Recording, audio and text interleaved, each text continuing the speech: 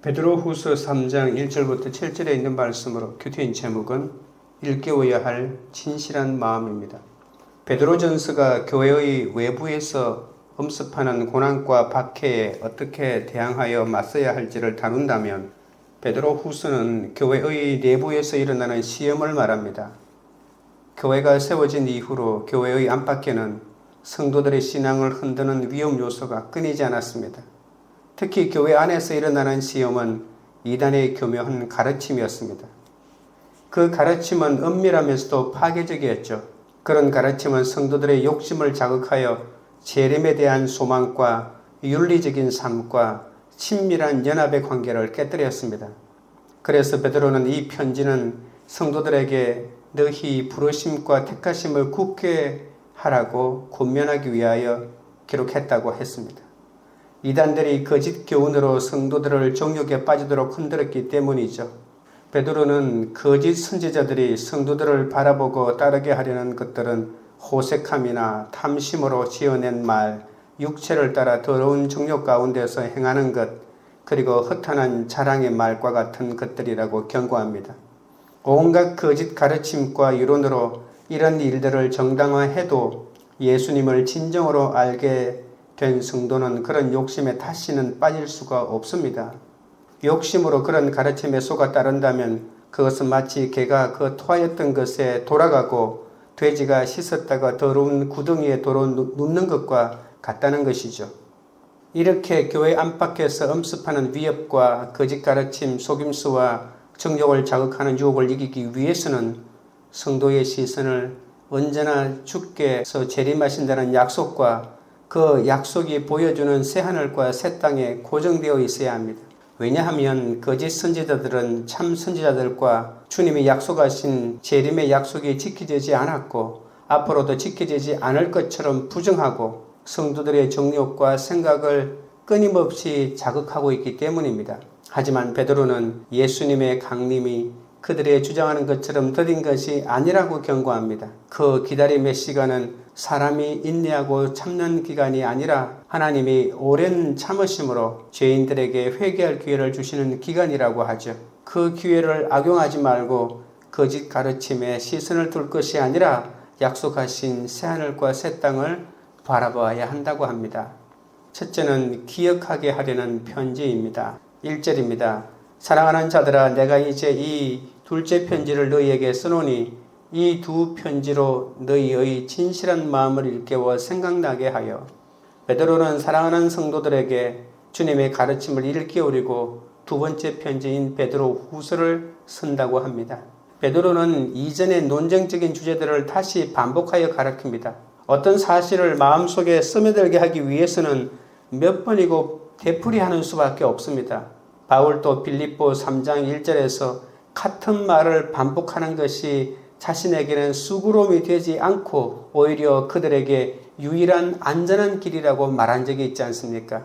지식의 기초는 끊임없이 반복하는 것입니다. 반복하지 않고 한 번 들었는데 모든 것을 기억하는 사람들은 그렇게 많지 않습니다. 이 반복이 결국 내가 알고 있는 지식을 내 머릿속에 들어가게 하는 비법이 되는 것이죠. 우리는 새로운 것을 열망하며 색다른 것을 이야기하는데 너무 열심을 내는 경향이 있습니다. 하지만 잃어버리기 쉬운 영원한 진리를 반복하는 것이 얼마나 중요한지 모릅니다. 성도들이 꼭 알아야 하는 사실을 반복하는 것이 필요하죠. 누구에게나 실적 나지 않는 음식이 있는 것처럼 몇 번이고 반복해야 하는 중요한 그리스도 교회의 진리가 있다는 것입니다. 예수님의 십자가의 죽으심과 부활은 그리고 재림은 아무리 강조해도 그리스도인들에게는 반드시 필요한 것입니다. 무엇보다 생각나게 하는 것이 필요합니다. 설교와 교훈은 새로운 진리를 소개하는 것도 있지만 그러나 이미 알고 있는 것을 그 사람으로 하여금 생각나게 하는 것이 중요하고 그리고 과거의 자기를 되찾는 것이 중요하다고 끊임없이 권유하는 것이기도 합니다. 인간은 가르침을 받는 것보다는 다시 생각나게 하는 것이 필요합니다. 인간의 지성은 아무리 들었던 것이라 해도 조금만 시간이 지나면 마치 지우개로 지우듯이 말끔하게 잊어버리기 때문입니다. 베드로는 사람들의 진실한 마음을 일깨워주는 것이 그의 목적이라고 합니다. 진실이란 말의 원어는 두 가지 뜻이 있습니다. 겨가 섞여 있지 않을 때까지 체질한다는 뜻과 또 완벽하기 때문에 태양빛에 쪼일 수 있다는 그런 뜻이죠. 다른 말로 하면은 순수하다는 뜻입니다. 예민하고 명석하여 예민하고 명석하며 순수한 마음은 감각의 유혹에 동요되거나 오염되지 않는 상태를 말합니다. 이단이나 불신앙이나 정욕에 오염되지 않는 마음을 가져야 한다고 강력하게 호소하고 있는 것이죠. 나의 욕심을 부추겨 하나님을 떠나게 하는 거짓 가르침을 물리치려면 하나님의 선지자와 사도들에게 주신 이 진리의 말씀을 자꾸 듣는 길밖에 없습니다. 진리가 우리를 거짓을 물리치게 하는 가장 중요한 방법이죠. 이것은 거짓이다. 이것은 거짓이다. 무엇이 그것을 판가름하며 무엇이 그것을 보여줍니까? 오로지 진리밖에 없는 것이죠. 우리는 듣고도 잊어버리고 거짓 가르침에 미혹되는 죄인이기 때문에 끊임없는 이 진리 가운데로 나아가야 합니다. 2절입니다. 곧 거룩한 선지자들이 예언한 말씀과 주되신 구주께서 너희의 사도들로 말미암아 명하신 것을 기억하게 하려 하노라. 베드로는 확실히 성경의 일치를 믿었습니다. 그가 아는 성경에는 하나의 원형이 존재한다는 것이죠. 먼저 그리스도를 예언한 예언자들이 있었습니다. 그리고 그리스도께서 오셨죠. 그 다음은 그리스도의 기쁜 소식을 전하는 사도가 있었습니다. 오늘 2절에는 예언의 말씀, 그리고 주님의 말씀, 그리고 사도들의 말씀, 이렇게 세 존재가 있다는 것이죠. 베드로에게 있어서 성경은 그리스도가 중심이라는 겁니다. 구약 성경은 그리스도를 예언한 것이고 복음서는 오신 그리스도를 말하고 있고 그리고 사도들은 그리스도의 메시지를 사람들에게 전파하는 것이기 때문에 성경을 읽는 유일한 방법은 그리스도를 중심으로 읽는 것이고 그러니까 구속사로 읽어야 한다는 것입니다. 성경은 그리스도의 강림을 준비하고 있음을 전하고 있습니다. 그리고 그 그리스도께서 실제로 오신 것을 전하고 있고 그리고 그리스도의 복음을 모든 사람들에게 전파하는 것으로 끝나고 있지 않습니까? 내가 비록 연약해도 말씀의 공동체에서 참된 복음을 계속 들을 때 어떤 상황에서도 내 삶의 중심을 십자가와 부활에 두는 이 진실한 마음이 되살아나는 것이죠. 그러므로 내가 듣고 싶은 말보다 예수의 복음을 기억나게 해주는 공동체에 속해 있어 계속 그 말씀을 듣는 것이 얼마나 큰 복인지 모릅니다. 적용 질문 드립니다. 요즘 나는 진리의 복음을 어디서 어떻게 듣고 있습니까? 음란과 탐욕과 불신이 생기는 상황에서 내가 기억해야 할 말씀은 무엇입니까? 둘째는 잊으려 하는 자들입니다.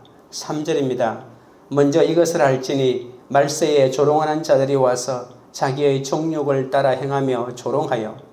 우리는 하나님의 약속이 이루어질 때까지 잘 기다려야 합니다. 약속에 대한 소망으로 인내하지 않으면 기다리는 시간을 지루해하다가 결국은 약속이 어디 있느냐고 하면서 내가 있어야 할 자리를 떠나게 되고 말죠. 베드로를 무엇보다도 괴롭힌 이단의 특징은 예수의 재림을 부정하는 것입니다. 그들은 주님의 재림 약속이 어디에 있느냐며 조롱합니다. 말세에는 자기 정욕을 따라 행하는 사람이 많이 일어난다고 했죠. 정욕이란 말은 원래의 뜻은 열심이란 뜻이지만 베드로 후서에서는 매우 부정적인 의미로 사용하고 있습니다. 거짓 교사들이 일어나는 것이 말세의 특징입니다. 이들의 조롱 속에는 어디에도 주님의 재림에 약속한 적이 없다는 확신이 들어가 있습니다. 구약 말라기 시대의 예언자들이 하나님의 심판을 선포하자 공의 하나님이 어디 계시냐며 악한 자들이 되물었지 않습니까? 하나님이 악인을 심판하고 의인에게 상을 내린다는 이 말씀을 끊임없이 부정하고 회의합니다. 예레미야에게도 여호와의 말씀이 어디 있느냐라고 원수들이 따졌죠. 시대마다 이러한 자들이 일어나 예수 그리스도의 재림과 하나님의 약속을 거부하며 자신의 욕심을 이루기 위해서 그렇게 살았던 것이죠. 어떤 경우에도 자신들은 옳고 예언자들은 망상에 사로잡힌 자들이라고 확신하고 있었습니다. 베드로 시대의 이단자들은 예수 그리스도가 다시 오신다는 사실을 한결같이 부인합니다. 그러나 예언의 말씀들, 주님의 명령, 사도적인 권위의 근거에서 재림은 반드시 있다고 베드로가 피를 토하면서 강조하고 있는 것이죠. 4절입니다. 이르되 주께서 강림하신다는 약속이 어디 있느냐? 조상들이 잔 후로부터 만물이 처음 창조될 때와 같이 그냥 있다 하니. 베드로의 반대자들은 먼저 재림의 약속은 어떻게 되었냐고 질문합니다. 재림이 만일 있어야 한다면 벌써 일어났을 것이라면서 약속이 너무나도 늦어졌기 때문에 지금은 그 약속은 이미 지나가 버린 것이고 절대로 성취되지 않는다는 것이죠.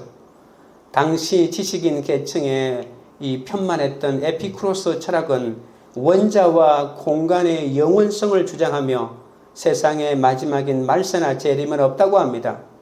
만물이 처음 창조할 모습 그대로 계속 유지된다고 하면서 보라고, 이 우리가 눈으로 보고 있는 이 모든 자연 만물이 하나님이 처음 창조할 때부터 그대로 있다고, 이것은 사라지지 않고 그대로 영원토록 존재하는 것이라면서 재림을 부정하고 있는 것이죠. 지금은 재림신앙을 주장할 때가 아니라 재림신앙을 버리고 이 세상은 언제나 변함없다라고 하는 안심하면서 사는 것이 중요하다고 가르치고 있습니다. 둘째 논점은 그들의 조상들이 죽어갔는데도 세계는 이전과 다름이 없이 언제나 진행되고 있다는 것이죠.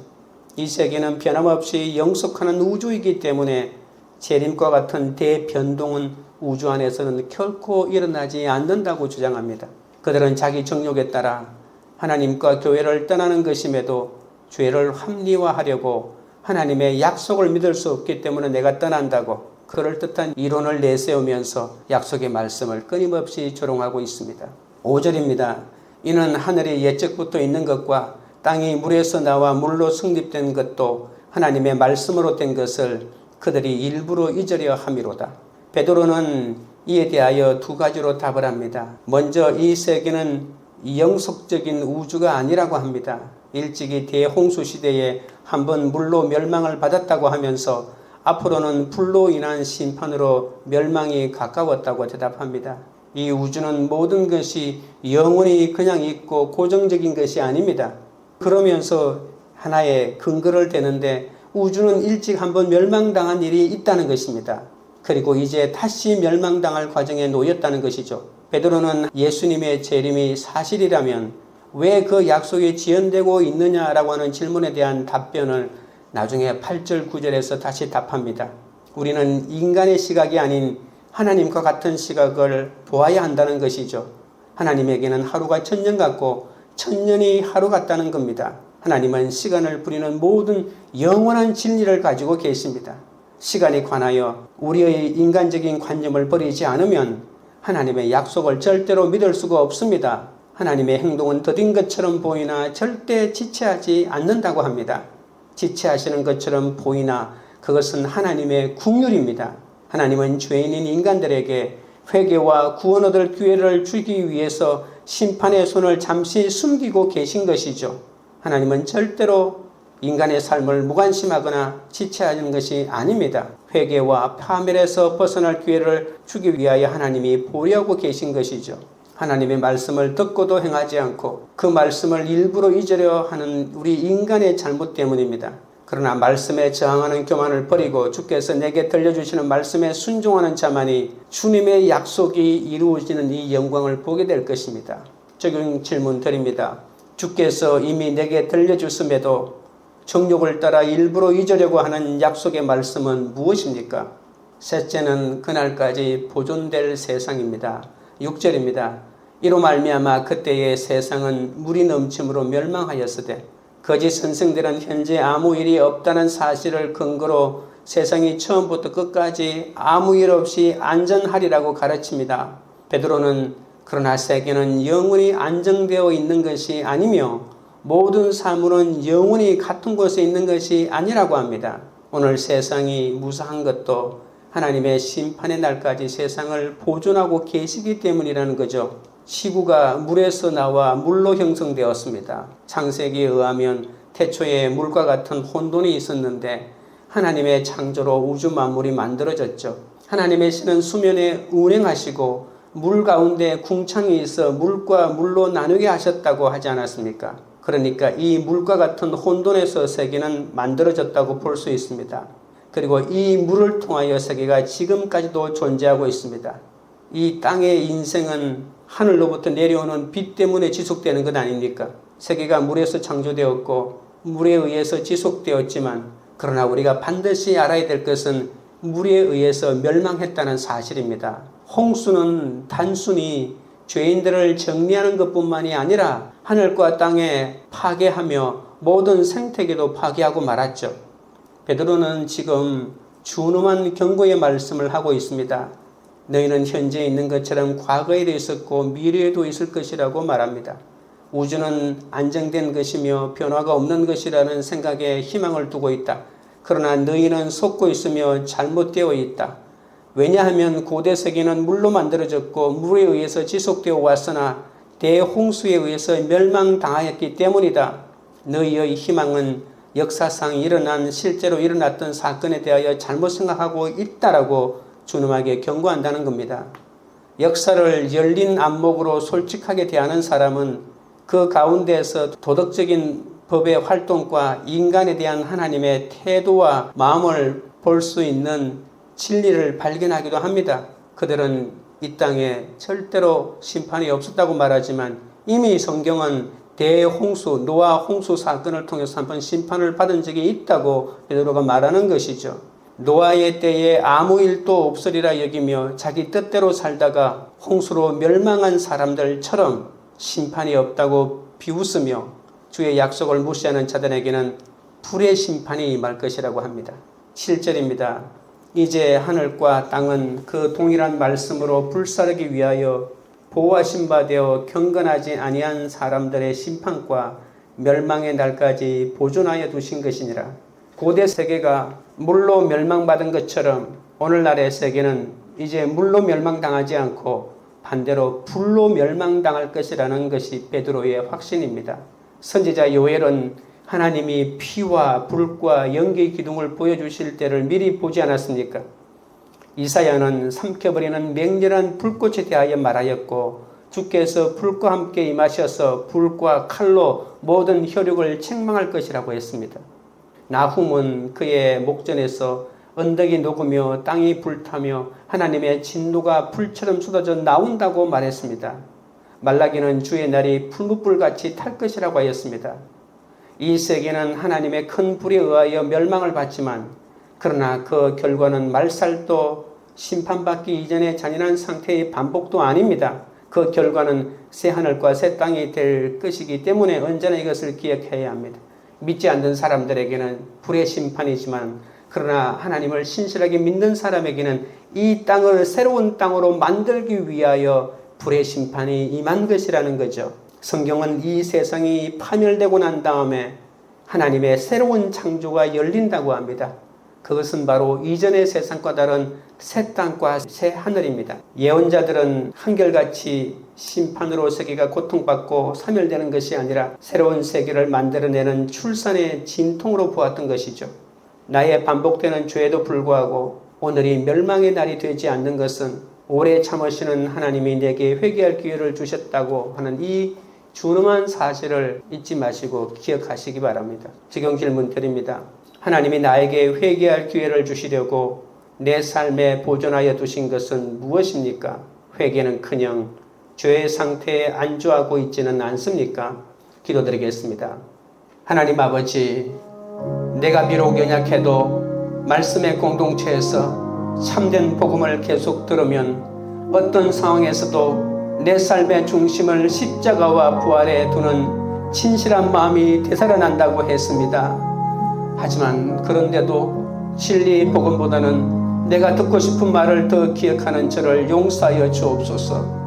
듣고 싶은 말보다 예수의 복음을 기억나게 해주는 그 공동체에 속해 있게 하여 주옵소서. 말씀에 저항하는 교만을 버리고 주께서는 나에게 들려주시는 말씀에 순종하는 자만이 주의 약속에 이루어지는 영광을 보게 된다고 했습니다. 하나님의 말씀을 듣고도 행하지 않고 그 말씀을 일부러 잊으려 하는 어리석음에서 돌아서도록 붙잡아 주옵소서. 말씀을 듣고 기억하며 다시 오실 주님을 기다리는 그런 복을 누리는 약속의 자녀로 살게 하여 주옵소서. 우리의 반복되는 죄에도 불구하고 오늘이 멸망의 날이 되지 않는 것은 오래 참으시는 하나님이 내게 회개할 기회를 주시기 때문이라고 했습니다. 당장 우리를 심판하지 않고 오래 참으시며 회개할 기회를 주시는 하나님의 마음을 깨달아 각자의 죄를 날마다 회개하며 주께 나아가도록 도와주시옵소서. 광교리를 교회가 음란과 탐욕과 불신이 생기는 상황에서도 진리의 복음을 기억하는 공동체가 되게 하옵소서. 주께서 각자에게 들려주신 약속의 말씀을 정욕을 따라 사느라 일부러 잊으려 하지 않게 하여 주옵소서. 회개는커녕 죄의 상태에 안주하려고 하지 않게 하여 주시고, 하나님이 우리에게 회개할 기회를 주시려고 내 삶을 보존하여 두신 것을 깨달아 주님 앞에 돌아가는 공동체가 되게 하옵소서. 심판은 세상을 전멸시키려는 악이 아니라 새로운 세계를 만들어내는 출산의 진통임을 알아 우리의 삶 가운데 일어나는 모든 혼란 가운데서도 오직 약속의 말씀을 끝까지 믿고 주님의 말씀대로 믿고 살고 누리는 한 사람 한 사람이 되어 일깨워질 진실한 마음으로 주를 위하여 사는 그 공동체가 되도록 역사하여 주시옵소서. 예수님의 이름으로 기도드리옵나이다. 아멘.